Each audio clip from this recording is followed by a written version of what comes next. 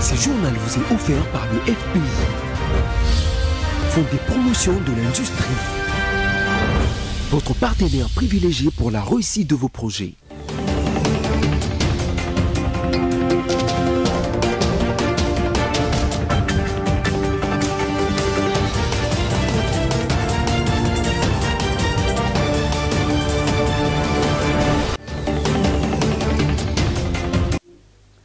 Merci mesdames, mesdemoiselles et messieurs de répondre au rendez-vous d'avec la rédaction de BSC-TV. Sans préambule, voici les principaux titres de notre édition.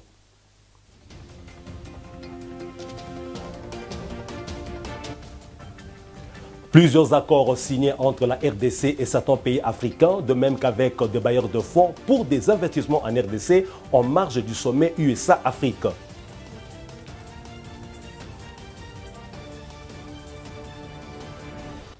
La pluie diluvienne du mercredi 14 décembre, dont la soirée a rendu encore plus compliqué les travaux de réhabilitation de la RN1 à la hauteur de Matadi Kibala à Mongafula.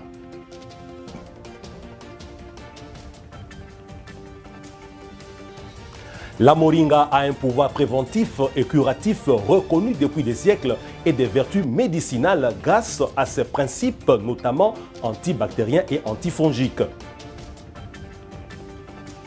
Retombée du sommet USA-Afrique, en marge de ces sommets tenus à Washington aux USA, plusieurs accords ont été signés, non seulement entre la RDC et certains pays africains, mais aussi avec des bailleurs de fonds pour des investissements aux pays gâchettes de l'Afrique dans plusieurs secteurs de la vie nationale. La presse présidentielle nous en dit plus. Retombée d'intenses activités du président de la République Félix Antoine Tshisekedi Tshilombo à Washington, les États-Unis d'Amérique d'un côté et de l'autre l'Alliance de la République démocratique du Congo et la Zambie vient de conclure un mémorandum d'entente, un protocole d'accord pour développer en Afrique, dans la région de Copperbelt au sud-est de la RDC et au nord de la Zambie, une chaîne de valeur des matières premières qui entrent dans la production de batteries pour voitures électriques. Cette importante cérémonie, présidée par le chef de l'État, conjointement avec son homologue zambien Hakainde Hichilema, a mis autour d'une table le secrétaire d'État américain Anthony Blinken, le vice-premier ministre congolais des Affaires étrangères, Christophe Lutundula, et le ministre zambien des Affaires étrangères, Stanley Kakubo. Il s'agira de créer une industrie de transformation de ces matières premières stratégiques sur place en RDC et en Zambie. Les États-Unis pourront apporter leur technologie et une part des investissements. Toujours à Washington, le président de la République Félix Antoine Tshisekedi Tshilombo a pris une part active à une conférence sur la lutte contre le changement climatique aux côtés du secrétaire d'État américain Anthony Blinken et de plusieurs chefs d'État africains, ainsi que de l'envoyé spécial des États-Unis pour le climat, John Kerry. Dans son allocution, le chef de l'État a souligné l'urgence de l'enjeu climatique, la place de la RDC dans la stratégie mondiale de lutte contre le réchauffement climatique et l'obligation pour les pays industrialisés de tenir leurs engagements quant au financement de l'adaptation au changement climatique des pays africains, victimes innocentes des dérèglements du climat. Ces derniers étant désireux de produire l'énergie propre pour soutenir leur développement économique afin de sortir du cycle infernal de pauvreté.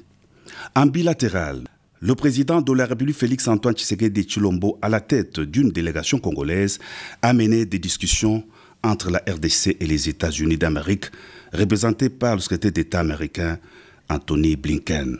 Au cœur de leurs échanges, la situation sécuritaire dans l'est de la RDC, où le pays subit une agression injuste de la part des terroristes du M23 soutenus par le Rwanda. La RDC demande aux États-Unis de s'impliquer plus fortement dans la résolution de cette crise, notamment en prenant des sanctions contre le Rwanda qui soutient le M23. Les deux parties ont réitéré leur soutien aux deux processus diplomatiques, à savoir celui de Nairobi et la feuille route de Luanda.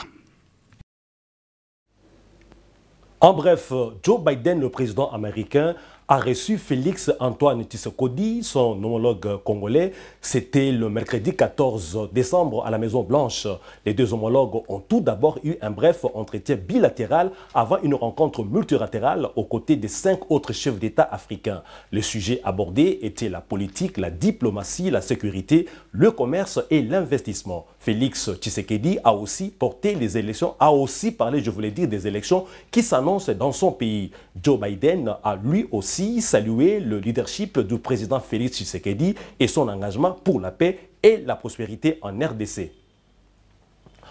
À l'Assemblée nationale, tandis que les députés nationaux et sénateurs seront en vacances parlementaires, c'est le gouvernement, par le biais de son ministère de la Justice, qui va légiférer par voie d'ordonnance loi. Cette mesure a été annoncée, a été approuvée, je voulais dire, par les élus du peuple. C'était lors de la plénière du mercredi 14 décembre à l'Assemblée nationale.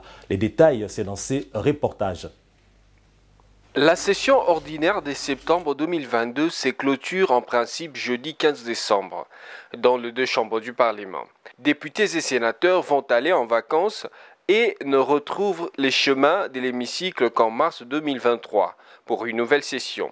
Pendant ce temps, le gouvernement, par le biais de la ministre d'État, ministre de la Justice et garde de Sceaux, Rose Mutombo Kiese, a sollicité son habilitation pour une durée de 3 mois, afin de légiférer par voie d'ordonnance loi sur, entre autres, l'autorisation de la prorogation de l'état de siège sur une partie de la République, l'autorisation de la ratification du traité de l'Organisation internationale pour les bambous et le rotin, l'autorisation de la ratification de la Constitution et de la Convention de l'Union africaine des télécommunications, la détermination de principes fondamentaux relatifs à la protection de l'environnement, la protection et la promotion de la propriété littéraire et artistique, la détermination de principes fondamentaux concernant la culture et les arts, la fixation de modalités d'exercice de la liberté de presse, l'autorisation de la ratification de la Convention de l'Union africaine sur la cybercriminalité et la protection de données à caractère personnel, le code numérique, la modification du code de douane, la modification de la loi numéro 18/035 du 13 décembre 2018 fixant le principe fondamentaux relatif à l'organisation de la santé publique. Pour justifier cette demande, la ministre d'État a rappelé à la plénière que dans son programme d'action présenté à l'Assemblée nationale en avril 2021, le gouvernement avait retenu entre autres priorités la pacification de l'Est du pays, notamment les territoires de Beni, Minembwe, Butembo et Ituri, la lutte contre le changement climatique, la promotion et le développement de nouvelles technologies, de l'information et de la communication, la promotion de l'imagination créatrice et la protection des œuvres culturelles en vue de la revitalisation du secteur culturel, la réforme du secteur de la presse et de la communication, l'intégration de la dynamique continentale des répressions des faits de cybercriminalité, la transformation et la réglementation numérique, la maximisation des recettes et autres. Dans la suite de cette séance plénière, les députés nationaux ont adopté le rapport de la commission mixte paritaire Assemblée nationale-Sénat relatif à l'aviation civile après l'harmonisation de divergences apparues dans les 2 chambres, ainsi que la proposition de loi modifiant et complétant l'ordonnance loi du 7 août 1989 portant création de la taxe de promotion de l'industrie. Au finish, sur 396 qui ont pris part au vote, 392 ont voté pour la loi habilitation, 392 pour la loi relative à l'aviation, 391 oui pour la loi taxe de promotion de l'industrie. Parlons processus électoral avec ces communiqués de la Commission électorale nationale indépendante qui informe l'opinion qu'en prévision du début de l'opération d'identification et d'enrôlement des électeurs, elle procède au lancement du dernier niveau de la cascade de formation du personnel opérationnel dans les provinces de l'Équateur, Kinshasa, Congo central, Kwango, Kwilu, Maïndombe, Mongala, Nord-Ubangi, Sud-Ubangi et Chuapa. Cette formation concerne le personnel ci-après, les présidents des centres d'inscription des électeurs, les préposés à l'identification, les opérateurs de saisie et les préposés polyvalents. En société, la pluie diluvienne du mercredi 14 décembre dans la soirée a rendu encore plus compliqué les travaux de réhabilitation de la RN1 qui pourtant avançait bien depuis la coupure en deux de cette route des grands intérêts nationaux. Josué Kalamba nous en dit plus. Le trafic revenait petit à petit sur la route nationale numéro 1. On y voyait des petits véhicules qui repassaient déjà sur cette voie et même des piétons. Les moellons qui étaient rechargés ont été emportés par la pluie qui s'est de nouveau abattue dans la ville de Kinshasa mercredi dernier entre 22h et 23h. Le torrent des eaux chargées de tout ce matériau a élargi de plus belle l'érosion. Des maisons ont été encore emportées et des véhicules ensevelis. Mais jusqu'à présent, on n'a pas déploré de pertes en vies humaines. L'agence congolaise de grands travaux qui a fait le constat et a aussitôt renforcé son intervention. Le rechargement a repris et la reprise du trafic est prévue dans un délai raisonnable. Le service de communication de l'agence congolaise de presse rassure que les moyens financiers sont disponibilisés pour que le travaux se fasse sans interruption. Leur suivi est assuré par les experts de la CGT et de l'Office de route avec le concours des entreprises qui les exécutent. La route nationale numéro 1, rappelons que l'axe Kinshasa-Matadi s'était coupé en deux entre Matadi-Kibala et l'arrêt en vrac dans la commune de Mongafula, Kinshasa, et ce dans la soirée du mardi à mercredi dernier, suite à une forte pluie diluvienne qui s'est abattue dans la capitale Kinshasa et qui a même causé la mort de plus de 100 personnes.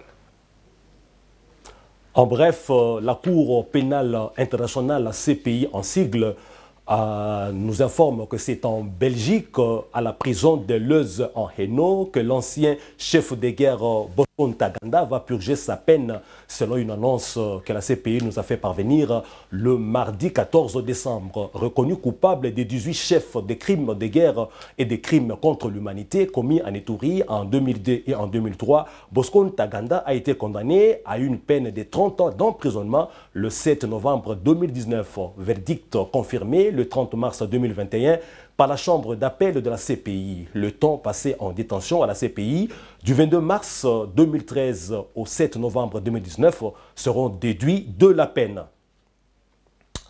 De la justice, allons en Ituri où un meilleur accès de la population aux services sociaux de base est fait rechercher par le président de la République à travers le programme de développement local de 145 territoires en dotant le village Louga 2 en territoire du Romou de 2 infrastructures sociales de base, dont une école et une structure sanitaire, dont le gouvernement congolais vivement salué par la population. Dans le cadre de l'exécution des travaux du programme de développement local de 145 territoires, le village Lougadé, dans la chefferie de Basili, sera doté dans les tout prochains jours de 2 nouvelles infrastructures socio-économiques de base, dont une école primaire et un centre de santé. Les populations et travailleurs au sein de ces sites louent vivement cette détermination du chef de l'État, qui est celle de redorer les blasons ternis dans le secteur de la santé et de l'enseignement en province de l'Ituri. Je remercie ardemment le président de la République parce qu'il a pensé à nous en nous offrant cette opportunité d'emploi qui sort plusieurs jeunes du chômage. Et nous, femmes, nous nous engageons à accompagner ce projet du gouvernement congolais pour sa réussite intégrale.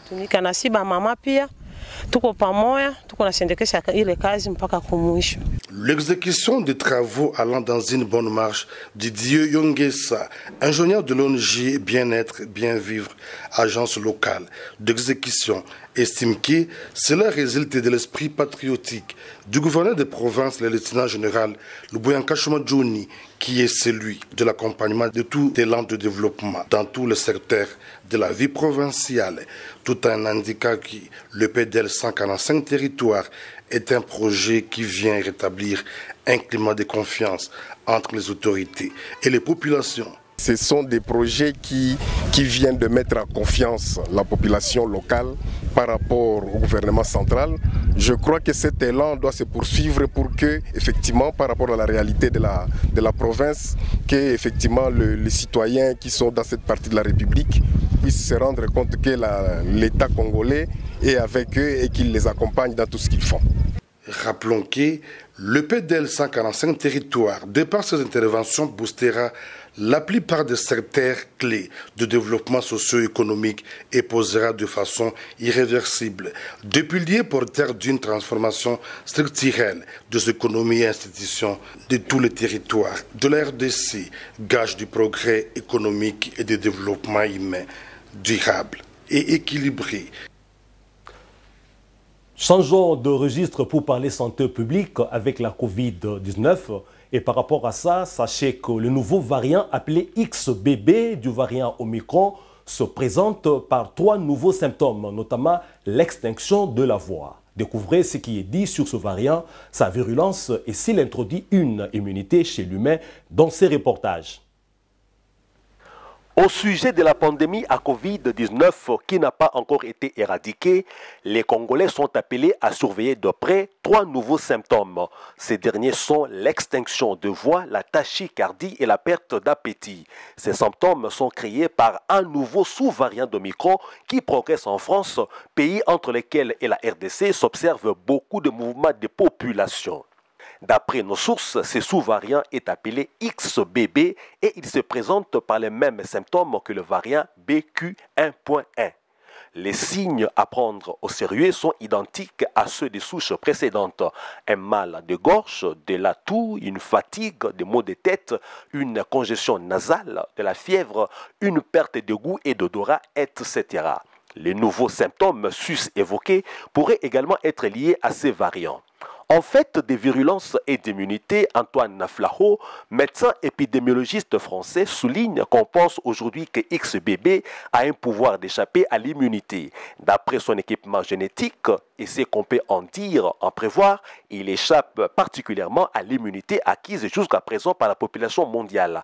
Par ailleurs, d'après Santé publique France, qui se veut rassurante, il n'y a à ce jour aucune indication que BQ.1 ou BQ.1.1 soit associé à une présentation clinique ou une sévérité différente des autres soulignages d'Omicron. Surtout avec les faits qui se pointent à veiller au respect des gestes barrières. De la Covid-19, abordons la page nutritionnelle de ce journal avec le bienfait du moringa, qui est un arbre de petite taille qui se développe dans les zones tropicales et qui est très répandu, surtout en Inde et en Afrique. Moringa a un pouvoir préventif et curatif reconnu depuis des siècles. Ses vertus médicinales sont notamment ses principes antioxydants, anti-inflammatoires, anti-cholestérol, antibactériens et antifongiques. Les moringas fait partie des nombreuses espèces de végétaux que l'on trouve dans les pays chauds. Cependant, cet arbre est unique. Ses propriétés nutritionnelles en font un aliment renommé dans le monde entier, utilisé pour lutter contre la malnutrition dans les régions pauvres. Les moringas et ses feuilles ont beaucoup à apporter. Les moringas, on l'appelle l'arbre de vie et s'utilise depuis des décennies pour les vertus nutritionnelles hors du commun. Ces feuilles sont mondialement réputées pour leurs multiples vertus. Elles font partie de l'alimentation des populations locales. Les feuilles de moringa ont aussi des propriétés anti-inflammatoires et antibactériennes. En outre, cette plante, il baisse les risques des maladies cardiovasculaires, contrôle la tension artérielle, facilite la perte de poids, prévient l'anémie, l'apparition du cancer et améliore la santé des yeux. On rappelle des titres parce que notre journal est vers sa fin.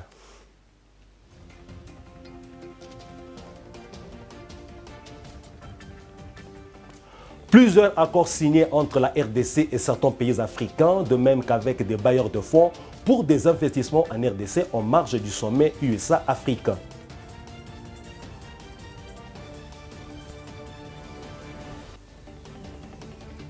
La pluie diluvienne du mercredi 14 décembre dont la soirée a rendu encore plus compliqué les travaux de réhabilitation de la RN1 à la hauteur de Matadi Kibala à Mongafula. Vous avez suivi en société, et c'est là, et en santé, le moringa a un pouvoir préventif et curatif reconnu depuis des siècles et des vertus médicinales grâce à ses principes notamment antibactériens et antifongiques.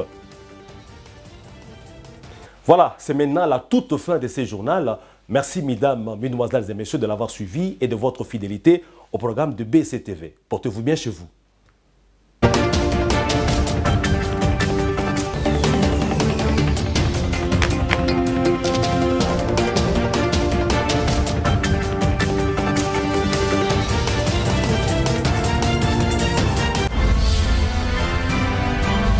Ce journal vous a été offert par le FPI.